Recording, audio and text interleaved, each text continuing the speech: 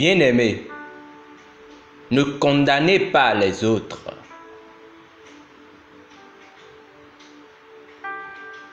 Matthieu chapitre 5, verset 16 nous dit que votre lumière luise ainsi devant les hommes, afin qu'ils voient vos bonnes œuvres et qu'ils glorifient votre Père qui est dans les cieux.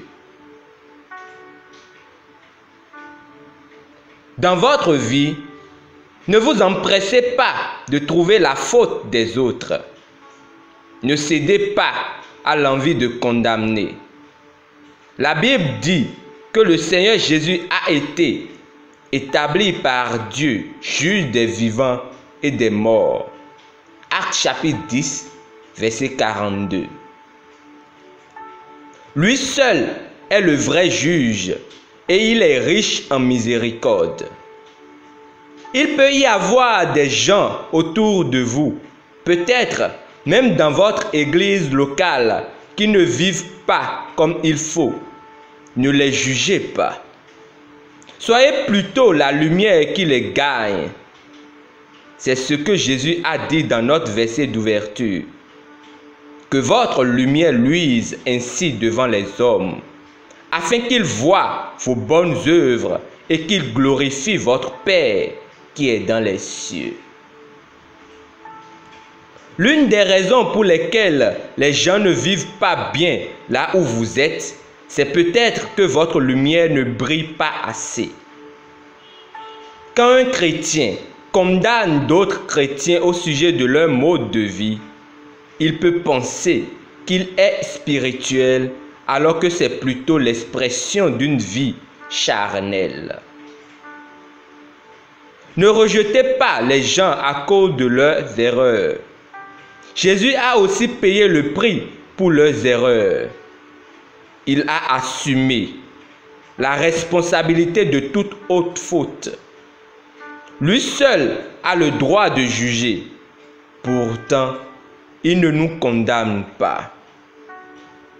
La Bible dit, il n'y a donc maintenant aucune condamnation pour ceux qui sont en Jésus-Christ, qui marchent non selon la chair, mais selon l'esprit. Romains chapitre 8, verset 1. Ceux qui ont des pensées charnelles voient uniquement le mal chez les autres.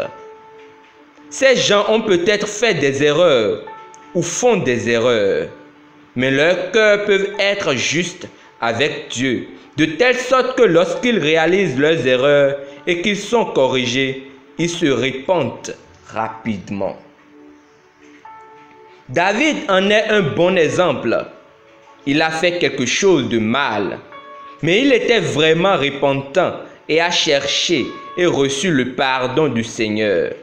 Lisez 2 Samuel, chapitre 12, versets 1 à 13, pour comprendre davantage. Mais ce n'était pas le cas de Saül. Quand Saül fut réprimandé pour ce qu'il avait fait de mal, il se défendit et Dieu fut en colère contre lui. Pour comprendre, lisez 1 Samuel chapitre 15. L'église locale n'est pas pour les personnes parfaites, mais pour perfectionner les gens. Venez comme vous êtes et la parole de Dieu vous purifiera. La parole vous perfectionnera aussi. Les 5 dons du ministère énumérés dans Éphésiens chapitre 4, versets 11 à 12 sont pour le perfectionnement des saints en vue de l'œuvre du ministère et l'édification du corps du Christ. Dans l'Église, nous pouvons reconnaître quand les gens font quelque chose de mal, mais comme Jésus, ne les jugez pas. C'est pourquoi nous partageons la parole de Dieu. 2 Timothée chapitre 3, versets 16 à 17. La parole de Dieu a la capacité de corriger n'importe quel homme et de l'aider à rediriger ses pas. Alors, partagez l'évangile, ne condamnez pas les autres. Confessons ensemble. L'amour de Dieu est répandu dans mon cœur par l'Esprit Saint, grâce à qui je traite avec tous ceux qui m'entourent, avec amour, compassion et grâce. Je vois le meilleur dans les gens et par l'esprit, je suis capable de les impacter avec la grâce et la gloire du Christ. Ma lumière brille si puissamment et attire les hommes à la justice de Dieu, expérimentée en moi et à travers moi, au nom de Jésus. Amen. Pour une étude approfondie, lisons Matthieu chapitre 7, versets 1 à 2, Éphésiens chapitre 2, versets 4 à 5 et Luc chapitre 6, verset 37. Rappelez-vous, ne condamnez pas surtout, voyez plutôt ou aiguisez-vous à voir le meilleur des gens. Ça, c'est vivre par l'Esprit selon Dieu. Demeurez richement bénis. Amen.